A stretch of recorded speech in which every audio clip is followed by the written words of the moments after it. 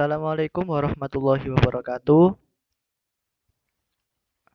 Kami dari kelompok 2 akan melakukan presentasi dari proyek mata kuliah kami, Text Processing, dengan judul Analisis dan Klasifikasi Berita Clickbait dengan pendekatan Random Forest, similaritas judul dan konten, dan pengelompokan topik hasil klasifikasi. Next. Oke, sebelumnya perkenalkan, saya Muhammad Faiz Munif Billah dengan NIM 028 dan teman saya Ibrahim Frosli Alessandro dengan NIM 021 dan juga ada Gesang Nur Zamroji dengan NIM 145. Untuk selanjutnya, kami bertiga akan menjelaskan hasil dari proyek kami yang terakhir. Next, untuk penjelasan yang pertama, untuk penjelasan kami yang pertama ada latar belakang dan tujuan, kemudian ada metodologi, kemudian ada hasil dan analisis, yang terakhir ada kesimpulan. Baik, selanjutnya akan dilanjutkan dan dijelaskan oleh teman saya.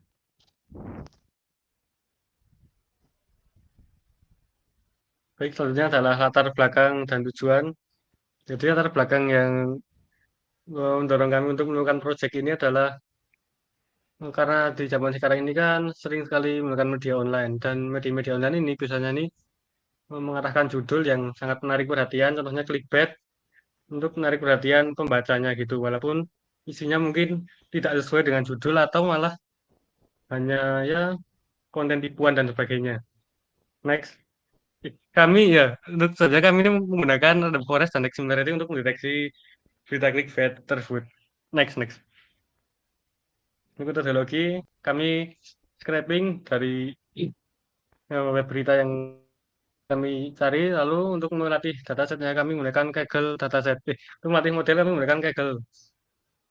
Langkah selanjutnya adalah processing, lalu fitur engineering. Di fitur engineering itu ada dua model yang kami pakai, yaitu random forest dan similarity. Di hasil dari klasifikasi, itu kami clustering menggunakan model Cummins, dan untuk kedua model untuk mengklasifikasikan label, kami dibandingkan menggunakan classification report dan convention matrix, mana yang terbaik antara random forest ataupun similarity. Next, pada dataset Kaggle, total ada 15.000 yang kami pakai untuk melatih dari berbagai media berita, dan dua kolom yang dipakai itu judul berita dan label, yang diterbitkan dari 10 sampai 21 September 2019. Nah, untuk data subscribing kami dari 3 media berita, Detik, CNN, dan Kompas, dan total ada 3 ribuan. Untuk kolom yang dipakai ada judul, isi, dan tanggal publish berita tersebut, yang diterbitkan dari Januari sampai Desember pada tahun 2023. Dan seperti visualisasi ini frekuensinya tidak sama ya, walaupun yang scraping ini kami ditentukan frekuensinya, tapi dalam isinya tuh di Kompas ada yang none atau cuman gambar yang cuman tidak diperlukan. Next, preparation kami ada 4 scaffolding, yaitu kayak lowercase atau menghapus yang karakter non asli, terus tokenizing itu membuat kata-kata menjadi mandiri, maksudnya split kalimat split jadi satu kata, filtering contohnya adalah penghapusan stop word, streaming yaitu mengubah suatu kata menjadi kata dasar tanpa imbuhan. Next adalah fitur engineering.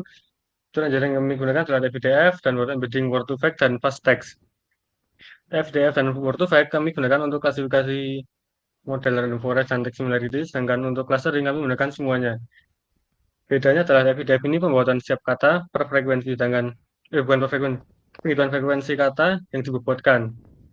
Setelah itu word to fact dan fast text ini adalah word embedding yang mengubah suatu merepresentasikan kata menjadi sebuah vektor. Dengan bedanya word embedding dari word to fact dan fast text adalah yang fast text itu menggunakan n-gram.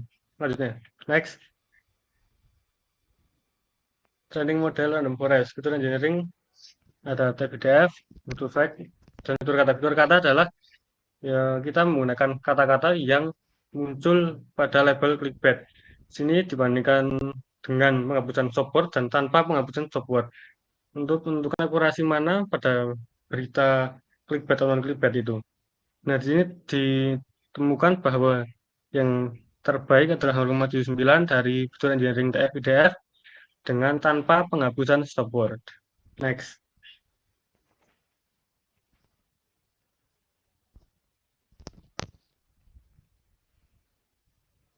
Oke, selanjutnya masuk ke Cosin similarity dan Jacquard similarity. Sebelumnya di sini similarity text itu dibagi menjadi dua, yaitu leksikal dan semantik.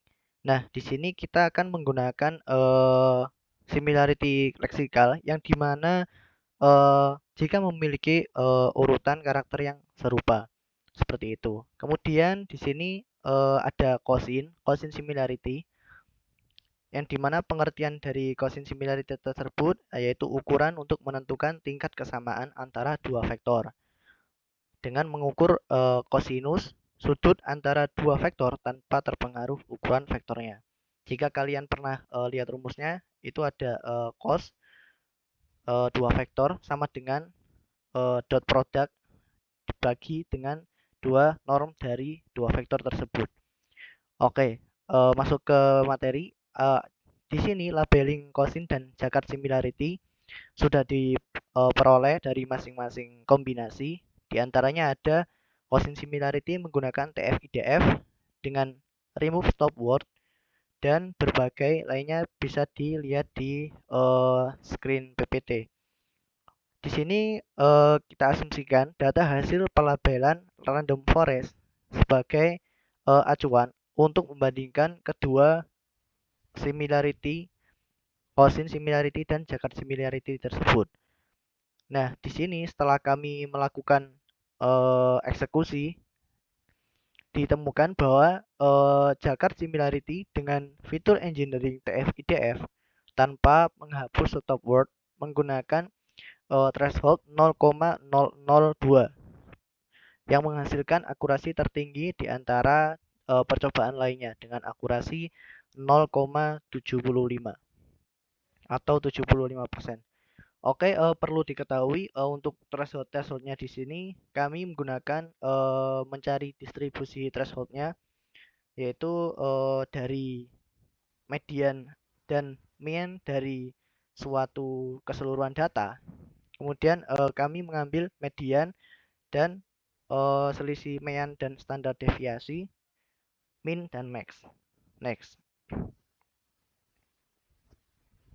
Selanjutnya dapat diambil kesimpulan Jacquard similarity menggunakan TF-IDF no remove stop word yang dimana tadi memiliki akurasi yang paling tinggi yaitu 75% atau 0,75. Model dapat memprediksi label non-clickbait dengan cukup baik dengan hanya terdapat 926 kesalahan dan 2875 benar. Namun di sini kurang optimal untuk label clickbait karena hanya 17 data yang dipredik dengan benar sedangkan 40 lainnya dipredik salah. Untuk lebih jelasnya bisa dilihat di gambar confusion matrix di sini. Next.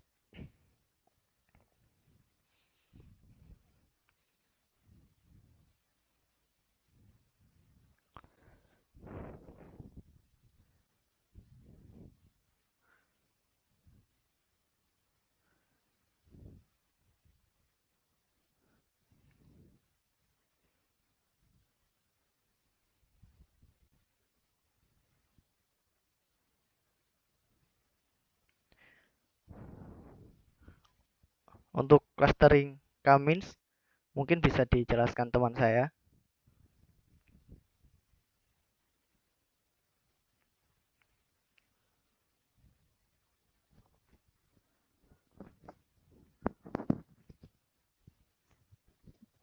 Untuk metodologi clustering kami di sini seperti yang saya awal katakan, yaitu menggunakan 3 metode engineering. Kami memisahkan antara clickbait dan non-clickbait untuk mengelompokkan topiknya. Di sini TF-IDF kami menggunakan PCA karena jika menggunakan PCA itu jumlah fiturnya itu kalau nggak salah ada 6 ribuan. Makanya jadi 1.800-an. Setidaknya masih memuat 85% varian dari variannya si TF-IDF. Informasinya mah tidak hilang jadi. Nah, untuk Word Fast Tag kami tidak menggunakan sebuah PCA karena untuk dimensinya udah kecil, tidak sebanyak VTF-VTF, jadi tidak perlu supaya informasi-informasinya tidak ada yang hilang sedikit pun.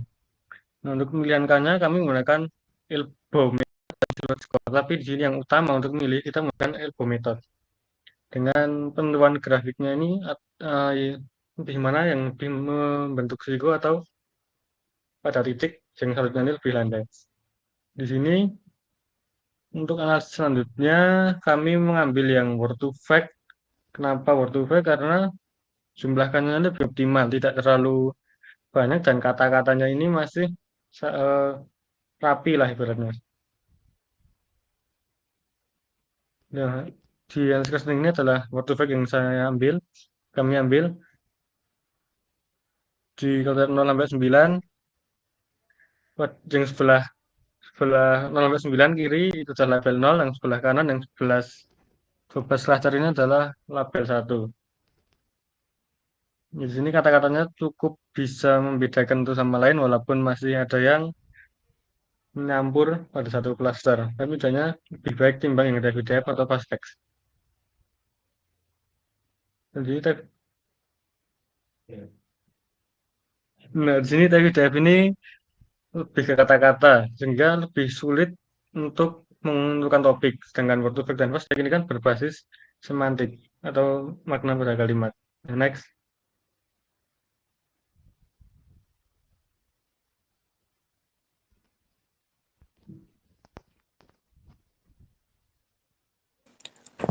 Oke, untuk selanjutnya hasil dan analisis perbandingan hasil pelabelan antara random forest, kemudian ada Gaussian similarity yang 0,71 dan Jaccard similarity yang 0,75.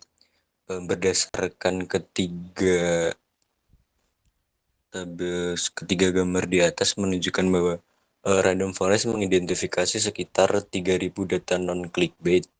Sementara untuk Gaussian dan Jaccard ini kurang dari lebih dari 3.500 data, jadi tidak sesuai dengan data acuan awal. Kemudian untuk yang kelas 1 yaitu kelas clickbait-nya, random forest mendeteksi sekitar 1.000 data. Sementara untuk Gaussian dan Jaccard di sini bahkan tidak sampai 500 data pun yang diprediksi clickbait. Kemudian insight yang didapat, kami di sini tetap mengambil hasil dari random forest. Didapatkan bahwa jumlah berita non clickbait lebih dominan dibandingkan berita clickbait secara keseluruhan. Berita non clickbait berada di sekitar 3.000 berita, sedangkan untuk berita clickbait hanya mencapai sekitar 1.000 berita. Selanjutnya, untuk perbandingan setiap sumber, ini adalah hasil dari random forest awal yang bagus tadi yang 0,9. Lihat bahwa Kompas menempati urutan pertama dengan jumlah clickbait terbanyak, yaitu dengan 400 berita. Kemudian ada detik.com di peringkat kedua. Yang terakhir ada CNN di peringkat terakhir atau peringkat ketiga dengan sekitar 200 berita clickbait. Selanjutnya untuk analisis trennya sepanjang tahun 2023 menunjukkan bahwa Kompas konsisten mencatat jumlah berita terbanyak setiap bulannya dibandingkan media platform berita lainnya. Hal ini mengindikasikan dominasi Kompas dalam jumlah publikasi berita clickbait selama periode tersebut.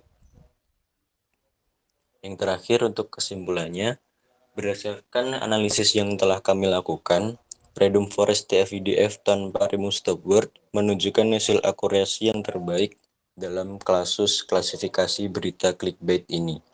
Di sisi lain, Zakar Similarity TF-IDF tanpa menghapus stop word menggunakan threshold 0,002 menghasilkan akurasi tertinggi di antara percobaan lainnya dengan akurasi 0,75.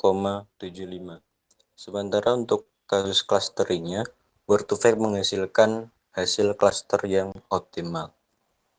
Dapat disimpulkan secara keseluruhan bahwa kombinasi preprocessing seperti penghapusan stop word dan tidak menghapus stop word, kemudian teknik representasi teks seperti TF-IDF, FastText, ataupun word2vec, dan modeling terbukti menjadi faktor penentu untuk hasil terbaik dalam kasus klasifikasi berita clickbait ataupun non-clickbait.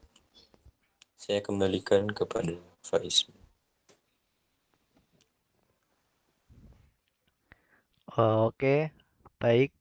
Mungkin sekian presentasi dari kelompok 2. Semoga apa yang kita presentasikan bisa bermanfaat bagi pendengar. Apabila ada salah kata, mohon dimaafkan. Hantu dedemit pergi berlari, tidak terasa, tidak tersentuh. Kami mohon pamit undur diri. Wassalamualaikum warahmatullahi wabarakatuh. Waalaikumsalam.